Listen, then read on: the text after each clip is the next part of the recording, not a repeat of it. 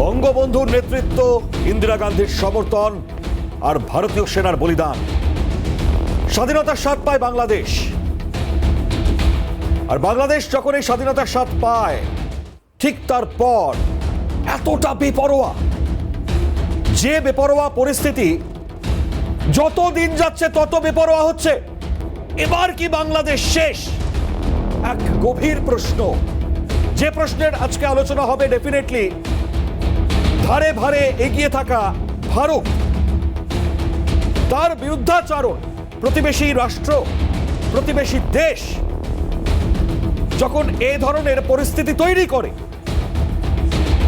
সেটা বাংলাদেশ হোক, পাকিস্তান হোক, অন্য কেউ হোক, সেই পরিস্থিতিতে ভারত যে ছেড়ে কথা বলবে না, তার ধারে এবং ভারে শুধু বুঝিয়ে দেওয়াই নয়, বারবার বারবার যাতে এই পরিস্থিতি তৈরি না হয়, তার জন্য অন্তত পক্ষে একটা খোলাসার চেষ্টা করছেন। কিন্তু এবার যে ছবি সামনে এসছে তা অত্যন্ত ভয়ঙ্কর।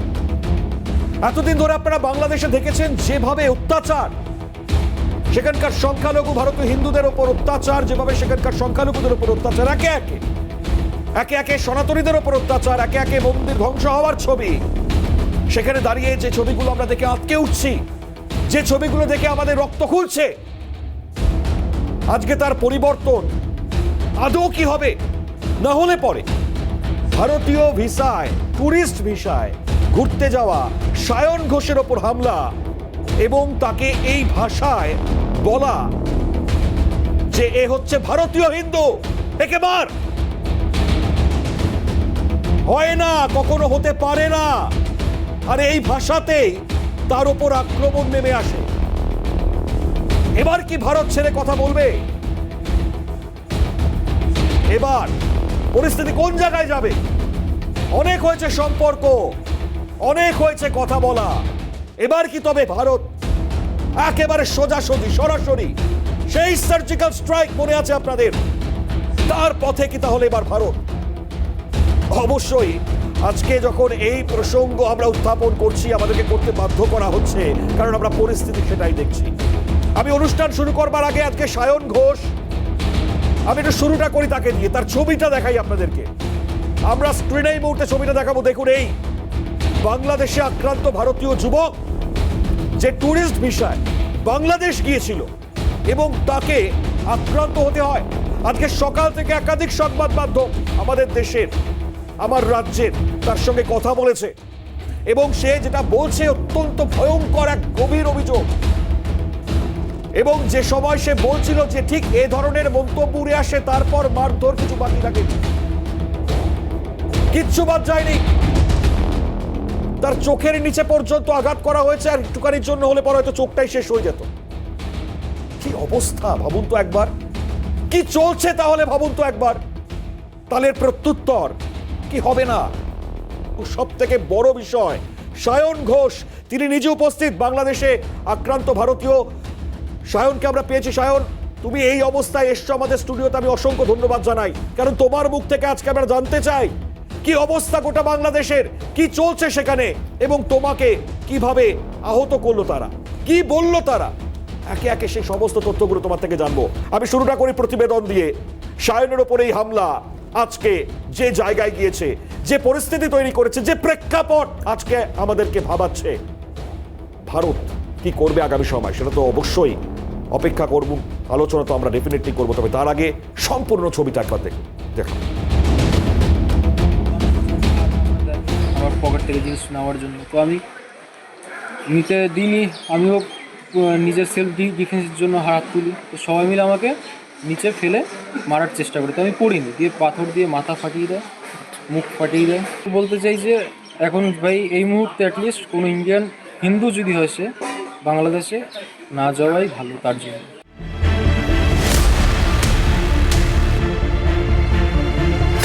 বন্ধুর বাড়ি বেড়াতে গিয়ে দুষ্কৃতীদের হাতে আক্রান্ত বেলঘরিয়া যুবক, মারধরে মাথা মুখ ফাটিয়ে দেওয়ার অভিযোগ, পুলিশের সহায়তা না মেলার অভিযোগ। কোনো মতে বাংলাদেশ ছেড়ে দেশ ফিরলেন যুবক।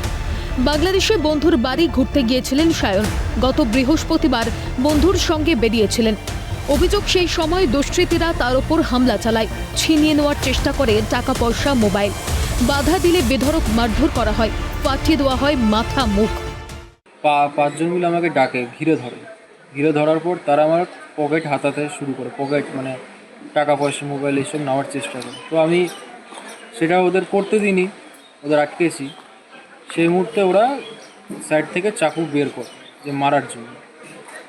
তো আমাকে চোট থাবড়া দেয় আমার পকেট থেকে জিনিস নেওয়ার জন্য। তো আমি নিতে দিইনি, আমিও নিজের সেলফ ডিফেন্সের জন্য হাত তুলি। তো সবাই মিলে আমাকে নিচে ফেলে মারার চেষ্টা করে। তো আমি পড়িনি, দিয়ে পাথর দিয়ে মাথা ফাটিয়ে দেয়, মুখ ফাটিয়ে দেয়। ওখানে আমার যে বন্ধু ছিল সেও আমাকে বাঁচানোর চেষ্টা করেছিল, বাকি কেউ আসেনি। অভিযোগ, এরপর চিকিৎসা করিয়ে বন্ধুর বাড়ি ফিরে গেলে সেখানেও তাকে হয়রানি করা হয়, বাড়িতে গিয়ে হুমকি দেওয়া হয়। থানায় অভিযোগ জানাতে গেলে পুলিশও সাহায্য করেনি। গোটা ঘটনায় কলকাতার বাংলাদেশ উপদূতাবাসে অভিযোগ জানানোর কথা ভাবছেন সায়ন। তো ওরা ইন্ডিয়ান, হিন্দু এইসব বলে চিল্লাতে আমাকে মারছিল। তারপরে যখন সব থামলো আমি থানায় গেছিলাম কমপ্লেন করতে। ওদের বাংলাদেশে যে 999 নাম্বার আছে ওখানে আমি কল করেছিলাম। ওরা উল্টে আমাকে জেরা করতে লাগে যে তুমি এখানে কেন এসছো, কীরকম বন্ধু, কী এইসে হ্যান ত্যান এসো আমাকে জিজ্ঞেস করতে লাগে। তারপরে আমায় বলে যে তুমি তাহলে থানায় গিয়ে কমপ্লেন করো। থানায় গিয়ে কমপ্লেন যখন করতে বলে আমি থানায় যাই, ওখানে বলে এই থানায় হবে না, ওই থানায় যাই। তারপরে বাড়ি ফিরি, সকালবেলা কেস করব ভাবি। তো সকালবেলায় ওই এলাকারই বড় বড় নেতা বলুন বা উকিল বলুন সবাই এসে ওই বন্ধুর পরিবারকে শাসাতে লাগে যে আমি তো কেস করে চলে যাব, ওরা ওখানে থাকবে, সেই জন্য যেন কেসটা না করি। আমি তো জানাতে চাই, ওই দেশে তো আমাকে কেউ সাহায্য করলো না, এবার এই দেশে দেখি যদি কোনো সাহায্য পাই। হাই কমিশনে গিয়ে আমি একটা কমপ্লেন করতে চাইছি। কোনো মতে বাংলাদেশ থেকে গেদে সীমান্ত হয়ে ফিরেছেন সায়ন। গেদের মানুষজন কথা বলে সায়নকে বাড়ি ফেরানোর ব্যবস্থা করেন। এই দুপুর নাগাদ উনি এখান দিয়ে এন্ট্রি করেছেন ভারতে। তো এসে এখানে দাঁড়িয়েছিল, ওনার সবাই সাথে কথা বলছিল। সেই মুহূর্তে আমিও কথা বলে ওনার সাথে তো জানতে পারলাম যে উনি 23 তারিখে বাংলাদেশে গিয়েছিলেন ওনার কোনো বন্ধুর বাড়িতে। তো ওখানে 2-1 দিন ঘোরাফেরা করেছেন। যে 26 তারিখে উনি যখন রাত্রিবেলা, 27 তারিখে আসার কথা ছিল ভারতে, তো 26 তারিখে রাত্রিবেলা একটু ঘুরতেই বেরিয়েছিলেন। সেই মুহূর্তে কিছু বাংলাদেশি যুবক রাস্তার ধারে এসেছিলেন। হয়তো দেখেছেন যে ইন্ডিয়ান, হিন্দু অনেকক্ষণ ধরে ওখানে ঘোরাফেরাই করছে। তো সেই রাতে কোনো একটা কারণবশত তাদের কাছে গিয়ে হামলা চালায়। গোটা ঘটনায় প্রশ্ন উঠছে, বাংলাদেশ কি সংখ্যালঘুদের জন্য নিরাপদ নয়? ভারতের বন্ধু দেশ থেকে কি ক্রমশ ত্রাসের দেশ হয়ে উঠছে বাংলাদেশ? প্রসেনজিৎ বিশ্বাস ও শান্তনু সাহার রিপোর্ট, ক্যালকাটা নিউজ। ভাবতে পাচ্ছেন তো ধর্ম কি? আমি ইন্ডিয়ান। আরে ইন্ডিয়ান হিন্দু, মার ওকে, মার ওকে। কতটা অমানবিকতা ভাবুন। এরপর কেউ সাহায্যের জন্য এগিয়ে আসলেন না। অমানবিকতায়, নির্মমতায় ভরে গিয়েছে আজকে সেই বাংলাদেশ, যে বাংলাদেশের ডেফিনেশন আমি একদম শুরুতে দিচ্ছিলাম আপনাদেরকে। আজকে সেই বাংলাদেশের স্বাধীনতা সম্বন্ধে আমরা জানি। আজকে কোন বৈদেশিক শক্তি যাদের হাত ধরে আজকে এই অবস্থা, সেটাকে পরিণত করা, আজ তো অবশ্যই খোলাসা করতে হবে। ভারত উপযুক্ত জবাব দেওয়ার জন্য কতটা প্রস্তুত সেটাও আলোচনায় আসবো। তবে তার আগে সায়নের কাছে যাব। সায়ন, ভয়ঙ্কর অবস্থা আমি জানি, বুঝতে পারছি। সায়ন, তোমাকে দেখে বুঝতে পারছি আমি কি অবস্থা গিয়েছে, তোমার সঙ্গে কি ঘটেছে। আমরা সকাল থেকে যখন তোমার বক্তব্য যতবার চালিয়েছি ততবার আমাদের শরীরের রক্ত গরম হয়েছে। আমি একবার শুনতে চাই তোমার থেকে একদম সম্পূর্ণ ঘটনা, তোমার মুখ থেকে ঠিক কি ঘটেছিল একবার বলো। এবং এটাও জানাও যে যখন এই কথাটা ওরা বলছে যে ইন্ডিয়ান হিন্দু ওকে মার, ভয়ঙ্কর, একটু জানাও আমাকে। জি, আমি 23 তারিখ নভেম্বরের, এই মাসের 23 তারিখে যাই সম্পূর্ণ বৈধভাবে পাসপোর্ট ভিসা সহ বাংলাদেশে আমার এক বন্ধুর বাড়ি। তার বাড়ি হচ্ছে গিয়ে ঢাকার জুড়েনের বাগানবাড়ি অঞ্চলে। আমার ফেরার কথা ছিল 26 তারিখ রাতে। আমার রাত 11:45 ট্রেন ছিল। ঠিক সেই সময় আমার বন্ধু বলে যে চ ভাই আজকে তুই ঘুরে আসে, একটু ফিরে যাবি যখন। তো রাত 8:30টার দিকে আমরা দুজন মিলে বেরাই একটু বাইরে বাজারের দিকে। ঠিক সেই সময় 5-6 জন মিলে আমাদের ঘেরাও করে। 5-6 জন মুসলিম যুবক ছিল তারা। দিয়ে আমাকে জিজ্ঞেস করে, নতুন ছেলে যেহেতু আমাকে দেখেছে, যে তোর বাড়ি কোথায়। তুমি তো ট্যুরিস্ট ভিসায় গিয়েছিলে, পাসপোর্ট নিয়ে গিয়েছিলে, তারপরেও এটা কি করে সম্ভব সায়ন? জি, এইগুলো তো আমি জিজ্ঞেস করেছিলাম যখন আমার পকেট ছিনতাই করার চেষ্টা করছিল। এই মুহূর্তে সায়ন আছে তোমার কাছে পাসপোর্টটা আছে? হ্যাঁ আছে। একটু একটু দেখাও তো আমাদের, অন ক্যামেরা দেখাও, অন ক্যামেরা দেখাও সেই পাসপোর্ট। আমরা দেখাবো দেখাবো সায়নের থেকে। এই দেখো, এই দেখুন, এই দেখুন সেই পাসপোর্ট এবং ট্যুরিস্ট ভিসায় যাওয়া সায়ন। এর পরেও হামলার শিকার, এর পরেও ভয়ঙ্কর ভয়ঙ্কর অভিজ্ঞতা। সায়ন, সায়ন যেমনটা বলছো সায়ন, জানো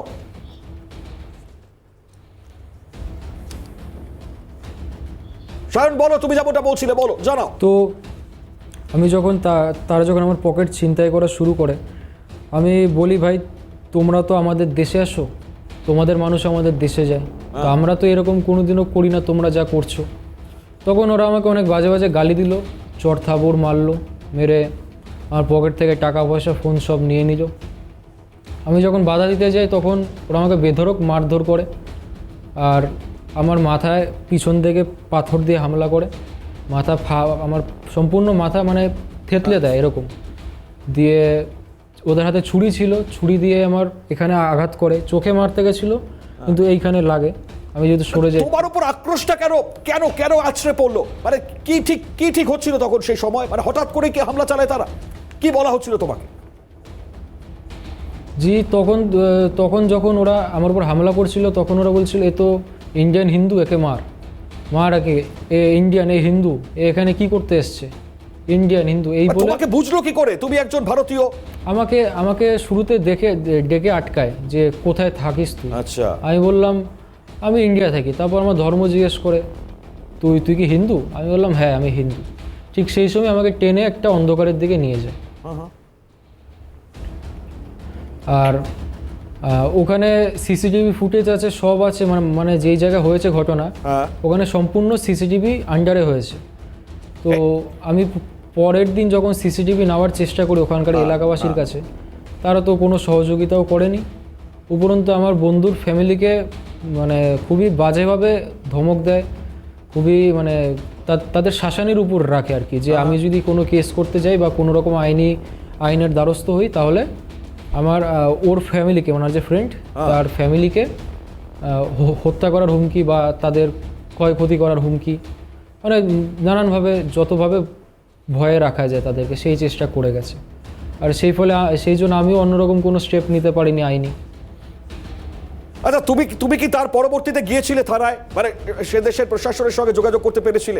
আমি সেই রাতে গেছিলাম যেই রাতে আমার সঙ্গে ঘটনাটি হয়েছিল, 26 তারিখ রাতে।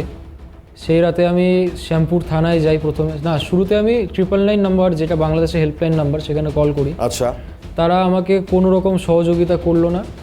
উপরন্তু তারা আমার যে আমি বাংলাদেশে কেন গেছি, আমার সঙ্গে সেই ছেলের কি সম্পর্ক, কীরকম বন্ধু, আমি কেন এসেছি, কি কারণ, আমাকে নানানভাবে জেরা করতে থাকে বাংলাদেশি প্রশাসন। তো তারপরে আমি দেখলাম যে থানায় গিয়ে কমপ্লেন করতে হবে। তো আমি শ্যামপুর থানায় যাই, ঢাকাতে শ্যামপুর থানায় গিয়ে আমি কমপ্লেন করার চেষ্টা করি। সেখানেও বলে যে তুমি ফরেনার, তোমার কমপ্লেন এখানে হবে না, আরও অনেক কিছু বললো অন্য থানায় যেতে। মানে সম্পূর্ণভাবে তোমাকে ঘোরানো হচ্ছিল? জি, হ্যাঁ, আমাকে সম্পূর্ণভাবে মানে আইনি সাহায্য তো আসেওনি, যে একটা অ্যাম্বুলেন্স পাঠাবে সেটারও কোনো উদ্যোগ ওরা দেখায়নি, বরঞ্চ এরকম যে ধামাচাপা দেওয়ার চেষ্টা করছিল ব্যাপারটা। সায়ন, তুমি এর আগেও বাংলাদেশ গিয়েছো, আজকের এই বাংলাদেশের অবস্থা মানে আমরা তো ভাবতেই পারছি না, ভাবতে অবাক লাগছে আমাদের এই অবস্থা।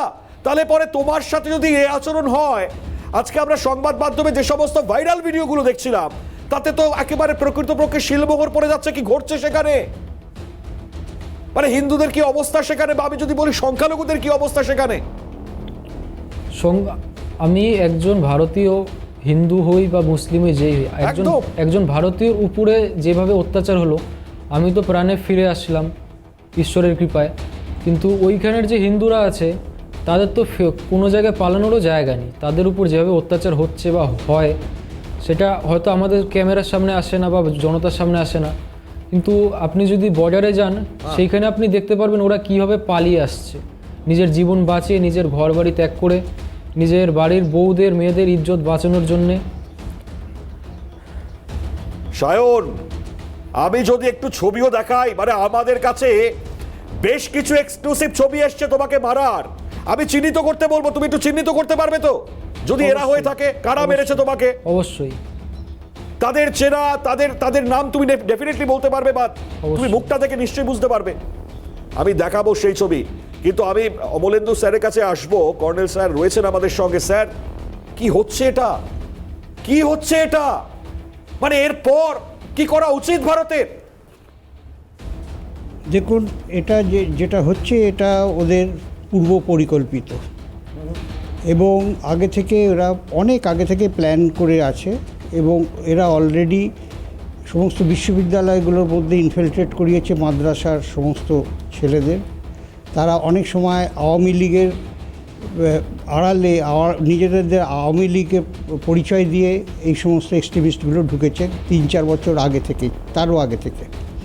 এবং ঘটনাটা এদের শুরু কিন্তু 71 অপারেশনের পর, বাংলাদেশ সৃষ্টি হবার পর থেকেই কিন্তু এদের যে সমস্ত মৌলবাদী যে গ্রুপটা তাদের মধ্যে অলরেডি ঢুকে আছে, এর একটা রিভেঞ্জ ওরা নেবে এবং এটা লং টার্ম প্ল্যানিংয়ের মধ্যে পড়লেও ওরা আস্তে আস্তে এগোচ্ছে এবং এরা যে এগোচ্ছে এটা খুব সুন্দরভাবে। খালি মনে করবেন না যে ওরা বাংলাদেশের মধ্যেই রয়েছে। 71-এর অপারেশনের পর এই যে সমস্ত রাজাকার বাহিনী একটা বিরাট বড় অংশ, আমি আবার রিপিট করছি, একটা বিরাট বড় অংশ ওরা কিন্তু ইনফিলট্রেট করে এসে রয়েছে আমাদের এই পশ্চিমবঙ্গে এবং তারা এখন বিশাল বিশাল নেতা হতে পারে, বিশাল বিশাল, তারা টোটালি ক্যামোফ্লেজ করে গেছে নিজেদের এবং এখান থেকে একটা বিশাল সাহায্য কিন্তু ওপার বাংলায় যায়, এটা মাথায় রাখতে হবে। এবং এই যে বিশাল একটা সাহায্য ওদের মাথায়, মানে ওদের কাছে যাচ্ছে এবং সেই সাহায্য প্লাস ওদের নিজেদের তৈরি, সেইটাকে নিয়ে একটা খুব বড় ধরনের প্ল্যান করে ওরা এগোচ্ছে। এবং এটা যদি একটুখানি, হয়তো আমার একটু সময় লাগছে, তাহলে আমি বলি আপনাকে, এটার মধ্যে আছে একটা বিদেশি শক্তির বিশাল হাত আছে এবং তারা চুজ করেছে এমন একজন পার্সোনালিটিকে যিনি সম্পূর্ণ বাংলাদেশ কেন ইন্টারন্যাশনালি গ্রহণযোগ্য। হি ইজ নান বাট আমাদের মোহাম্মদ ইউনুস। ওকে সামনে এনে রেখে আপনি যদি একটা, এই ব্যাপারে আমি একটা বই রেফারেন্স দিয়ে যাচ্ছি আপনাদের, ডার্টি ওয়ার, এখানে the world of battle ground, the world is a battle ground, এটা জেরেমি বলে একজন বিখ্যাত সাংবাদিক, তারই লেখা। এটার মধ্যে দেখবেন এরকম ডক্টর ইউনুস টাইপের ক্যারেক্টার ওরা কীরকমভাবে বেছে নিয়েছিল আমেরিকা, পরে তাদের কীরকমভাবে টেররিস্ট করেছে এবং তার লাইফটা কীরকমভাবে শেষ করেছে, সেটাও কিন্তু তার মধ্যে পুরো বিবরণ পাবেন। এখানে বলে সেটা সম্ভব না। এই বইটার যদি আমি আপনাদের কাছে রিকোয়েস্ট করবো যে বইটা একবার দেখবেন। একদম। এবং এখানে যেটা করছে এরা চেষ্টা করবে যে হিন্দুদের সরিয়ে দিয়ে, এরা দেখুন এদের পরপর মোডাস অপারেন্ডিটা যে দেখুন, প্রথমে ওরা শুরু করলো কি দিয়ে শুরু করলো, কোটার জন্যে কিন্তু গভর্নমেন্ট প্রথম থেকেই বলেছিল যে এটা কোটা চলবে না, ওদের সুপ্রিম কোর্টের ঢিলেমির জন্য ওটা সময় লাগলো, পরে কিন্তু কোটা ওরা মেনে নিল। কোটা যেদিনকে মানলো সঙ্গে সঙ্গে ওরা বলল যে আমাদের ফ্যাসিবাদ বলে একটা নতুন ধোঁয়া তুলে গভর্নমেন্টকে চেঞ্জ করতে হবে বলে ওরা গভর্নমেন্ট চেঞ্জের জন্য ঝাঁপিয়ে পড়লো। এবং এই যে পুরো প্ল্যানটা, এই প্ল্যানটার মধ্যে কি হবে, কোথায় কোথায় ওরা তৈরি হয়েছে, কোথায় অর্গানাইজ হয়েছে, কেমনভাবে অর্গানাইজ হয়েছে, কারা কারা অ্যাকশানে আসবে, সেই সমস্ত কিছু কিন্তু আপনার যে নোটগুলো যদি দেখেন, আপনারা আজ সকাল থেকে দেখিয়েছেন, আসল চিঠিটাই আপনাদের হাতে আছে, ওটাই যদি দেখেন সেখানে বুঝতে পারবেন যে ওরা কীরকমভাবে এগিয়েছে পুরো ব্যাপারটাকে। এবং ওটা যদি কোটা কেন যা কিছু হতো, ওরা কিন্তু এরকম ধরনের একটা অশান্তি করতোই।